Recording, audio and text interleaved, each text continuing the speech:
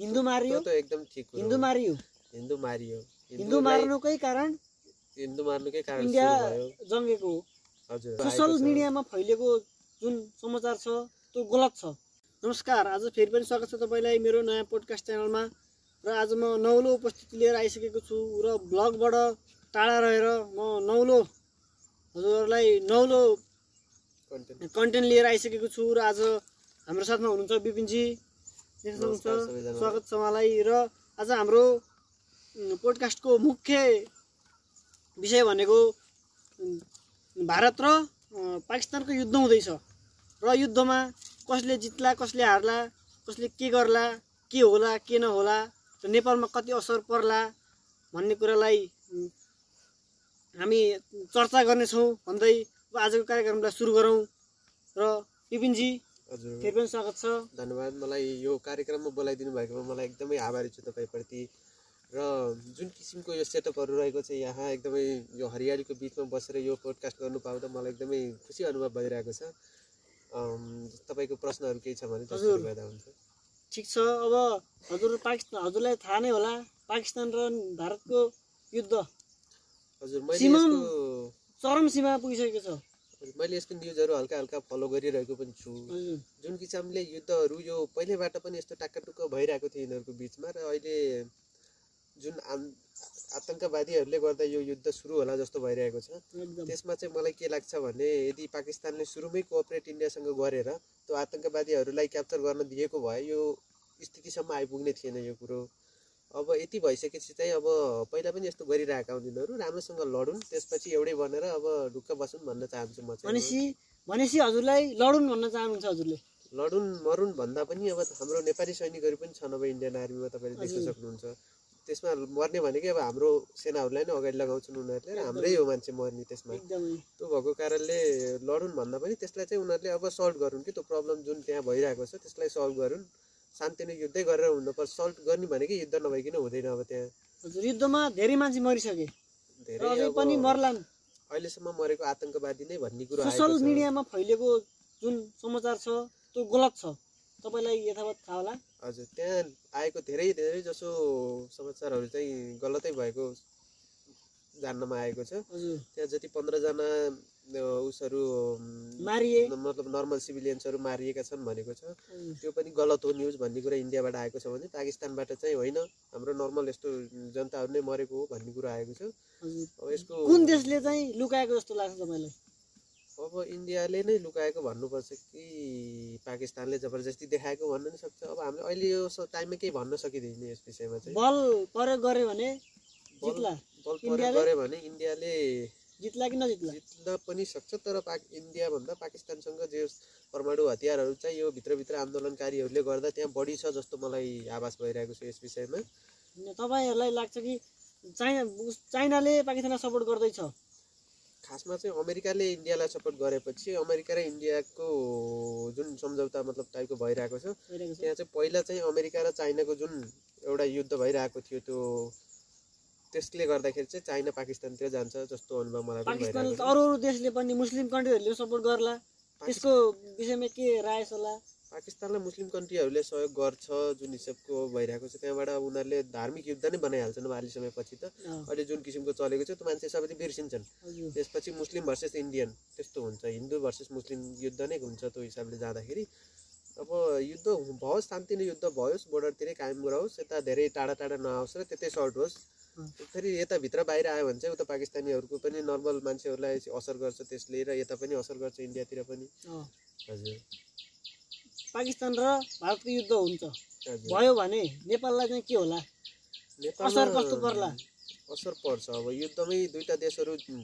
हानिएपछि त अब त्यसपछि बाहिरी अर्थतन्त्रतिर उनीहरूको धेरै असर पर्छ। त्यसले गर्दा सायद नाकाबन्दीहरू हुने, अब नेपालबाट आतंकवादीहरू गलत प्रतिक्रियाले छिर्न सक्छ भन्ने हिसाबले पनि अब बोर्डरहरू सायद सिल्स हुन्छ होला। तर लाग्छ पाकिस्तान भन्दा इन्डियासित सेनाहरू परिचालन धेरै छ, सेनाभन्दा 2-4 गुणै बढी छ इन्डियासित। तर जुन किसिमको सपोर्ट पाकिस्तानलाई अर्को तर्फबाट आतंकवादीकै आउला, ल अरू नै कोही आउला भनौँ, त्यसो गर्दा चाहिँ अलि खतरनाक। पाकिस्तानका आतंकवादी र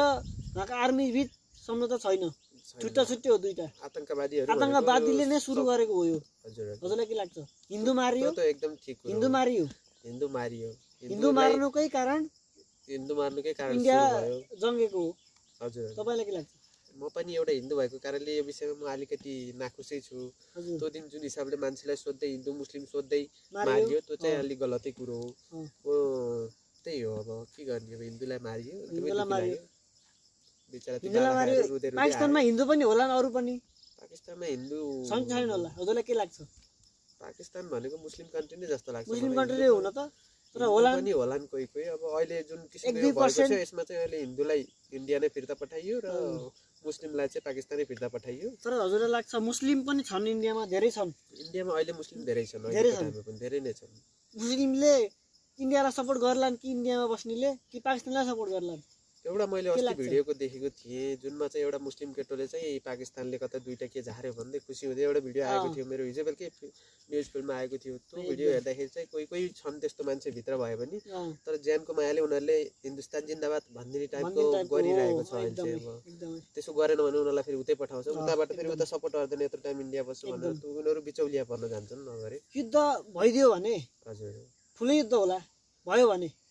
पाकिस्तान नेपालसित जोडिएला बोर्डर के लाग्छ तपाईलाई पाकिस्तान नेपालसँग जोडिएला बोर्डर जोडिएला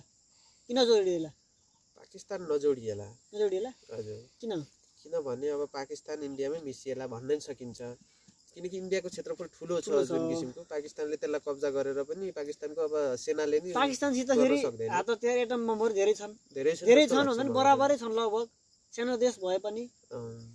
तपाईलाई के लाग्छ धेरै छन् त्यो विषयमा चाहिँ अब चाइनाले सपोर्ट गरेको छ टर्की एकदमै सेनाहरू एकदम राम्रो भएको देशहरू हुन् तिनीहरू हात हतियार एकदम राम्रो छ हात हतियार राम्रो छ र युद्ध त्यसरी अरू देशहरू पनि मिसिँदै गयो भने त यो त वर्ल्ड वार 3 नै भइगयो त्यसले गर्दाखेरि त्यस्तै गरी अरू दुईटा देशहरूमा मिसिँदै आयो भने त विश्व नै दुई भागमा लागेर त्यसपछि वर्ल्ड वारै भयो त त्यसैलाई वर्ल्ड वारै भन्ने त्यस्तो चाहिँ हुनु भएन होइन यो सार्कमा पर्छ पाकिस्तान सार्कमा पर्छ कि पर्दैन पाकिस्तान सार्क कन्ट्रीमै पर्छ हजुर सार्कको के भन्छ कुरो भन्दाखेरि युद्ध नगर्ने सार्कले भन्यो सार्कले भनेको भए नगर्ने यो सार्कले होइन आफ्नो सार्क कन्ट्रीको बीचमा युद्ध हुनु गाह्रो छ भइरहेको छ त हिजो पनि बेलुका भयो हिजो तपाईँ देख्न सक्नुहुन्छ हिजोकै आइपिएलमा हो हजुरले तपाईँ के भन्नु यस विषयमा हजुरले कुरा गर्नुभयो हिजो पन्जाब धर्मशाला स्टेडियममा हाम्रो गेम भयो थियो आइपिएल र बोर्डर छेउ पन्जाब त धर्मशाला पन्जाबमै कहाँ पर्ने लखनऊ कहाँ पर्ने हो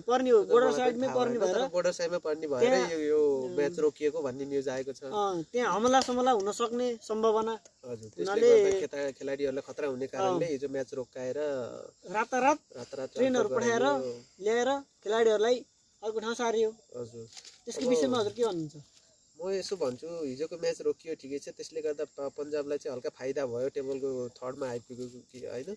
त्यसले गर्दा फाइदा हुनु भएन त्यस्तो अब मलाई चाहिँ के लाग्छ भन्दा आइपिएल चाहिँ रोकिनु भएन एकदमै आइपिएल चाहिँ बरु यता छेउछेउतिर नेपालको बोर्डरतिरको स्टेडियममा ल्याएर गरे नि भयो यदि त्यस्तो प्रब्लम नै छ भने नेपालको एउटा दुईटा बोर्डर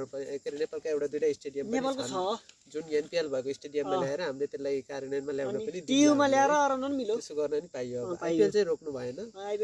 योपालि अब मेरो भनाइ के छ भन्दाखेरि सकेसम्म एमआईले लगोस् एमआईले लगेन भने आरसीबीले एकचोटि त लगोस् मेरो भनाइ चाहिँ त्यति हो हजुर युद्ध भयो र नेपालमा नाकाबन्दी भयो नेपालमा भयो भने चाहिँ के होला नेपालको अवस्था तपाईलाई थाहै छ यो 2072 सालमा होला सायद भूकम्प गएपछि जुन किसिमको एकदमै त्यति बेला लकडाउन भयो कि कोरोना पछि लकडाउन भयो भूकम्प गएपछि लकडाउन भयो त्यसपछिको जुन लकडाउन भएको थियो त्यसले गर्दा जस्तो असर परेको थियो त्यस्तै नै पर्छ त्यस्तो असर नपर्ला अहिले त्यस्तै पर्छ असर नेपालमा धेरै खानेहरू भेटिसकेका छन् भेटिए पनि त्यहाँबाट खनिजहरू उत्खनन भएको छैन भइसकेको छ हल्का केही रूपमा इलेक्ट्रिक गाडीहरू भित्रिसकेका छन् त्यसो भए पनि पेट्रोलियम गाडी भनेको तपाई बाहिर जानु त्यो पोखरै सिटीमा जानुस् त्यहाँ जानु भने एउटा दुईटा इलेक्ट्रिक गाडी कति भेट्टाउनुहुन्छ तपाईले कति छन् त तर कति छन् भन्ने जति छैन तपाईले बाटोमा हिँड्दाखेरि त्यो गिन्ती गर्न सकिन्छ इलेक्ट्रिक गाडी जो जुन धुवा उडाइदै हिँड्ने गाडी जति छन् तिनले त तेल ल्याएकै हुन्छ त्यसलाई त चाहियो तेल त्यसको लागि पनि बाहिरबाट आउनै पर्यो हजुर अनि त्यसको लागि चाहिँ गाह्रै पर्छ भन्छु म नेपालले इलेक्ट्रिक बेच्छ त्यसका लागि किनेर ल्याउनु पर्यो त्यही पैसाले किन ल्याउनु मिल्यो तर उता नाकाबन्दी भइदियो नि यताबाट उस पनि जाँदैन बिजुली जाँदैन बिजुली नगसी त्यो बिजुली यही खपत हुन्छ हजुर चार्ज गर्न मिल्यो अब नयाँ नयाँ इन्भेन्सन होला नि लेट मी फिनिश यो भनेको चाहिँ नेपालमा नुनदेखि लिएर सुनसम्म सबै इन्डियाबाटै आउँछ चाइना छैन चाइनाबाट ल्याउन अलि गाह्रो छ होइन अहिले पहिलाको भन्दा अहिले सुधार भइसकेको छ चाइना अहिले सुधार भयो होला त तर जुन किसिमले इन्डियाबाट नाका ल्याउन दुईटा तीनटा छ धेरै छैन नाका जति सजिलो इन्डियाबाट ल्याउन छ त्यति सजिलो चाइनाबाट ल्याउनु हुँदैन अब छैन चाइना सस्तो पर्ने हो कि ढुवानी खर्च बढी लाग्ने हो चाइनामा यो बोर्डरको एरिया अलि पहाडी भाग भएर हो कि खै हो मैले पनि यो विषयमा खासै त्यति ज्ञान भएन तर अलि अप्ठ्यारो हुन्छ अरे त्यो नाकाबाट सामान ल्याउन नेपाल छिराउन अलिक गाह्रो पर्छ भन्ने विषयले हो अब अरू के होला मलाई पनि खासै केही थाहा भएन एकदम राम्रो र आजको विषयलाई यहीँ टुङ्गो लगाउँदै यस विषयमा हाम्रो कुराकानी हजुरलाई कस्तो लाग्यो सुझाव सल्लाह प्रतिक्रिया दिनुहोला र अझै केही थप कुरा गर्नुपर्ने छ सुधार गर्नुपर्ने कुराहरूलाई पनि टिपोट गरेर कमेन्टमा भनिदिनु होला त्यो गर्दा हामीलाई सजिलो हुन्छ अर्को आउँदो एपिसोडमा भन्दै आजको एपिसोडलाई यहीँ टुङ्गाउँछौँ र हाम्रो विपिनको साथमा टुङ्गाउन गइरहेका छौँ धन्यवाद कुशल लामिछानेज्यूलाई मलाई आजको यो जुन किसिमको राम्रो हाम्रो वार्तालाप भएको छ यसमा बोलाइदिनु भयो मलाई एकदमै खुसी लाग्यो यो विषयमा कुरा गर्न र हामी पनि अरू विषयमा पनि यस्तै विषयमा कुरा गर्दै गरौँला पछि अरू पोडकास्टहरूमा कुरा गरौँला र आजको यस विषयमा तपाईँसँग कुरा गर्नु पाउँदा तपाईँको धारणाहरू पनि मैले बुझेँ अरू पनि कुरोहरू र अब यस विषयमा अगाडि के हुन्छ त्यो त अब पछाडि हेर्दै जाउँला तपाईँहरू पनि न्युज फिड हेर्दै गर्नुहोस् गलत जुन किसिमका अफवाहहरू आइरहेको छ त्यसलाई चाहिँ हामीले मध्यनजर गरेर खासै त्यसमा इन्ट्रेस्ट नदिउँ जुन मेन न्युज भनेको तपाईँलाई आइहाल्छ मेन न्युज चाहिँ कडै आउँछ त्यो भएर आज चाहिँ एकदमै रमाइलो भयो तपाईँसँग कुरा गर्दा फेरि पनि बोलाउँदै राख्नुहोस् यस्तै पोडकास्टमा है चाहिँ रमाइलो भयो र हाम्रो नवीन भाइको क्यामेरा पनि एकदमै राम्रो गर्दो रहेछ क्यामेराम्यान चाहिँ उसलाई पनि धन्यवाद दिँदै आजको पोडकास्ट यतै अन्त्य गर्दछु ल हस् धन्यवाद।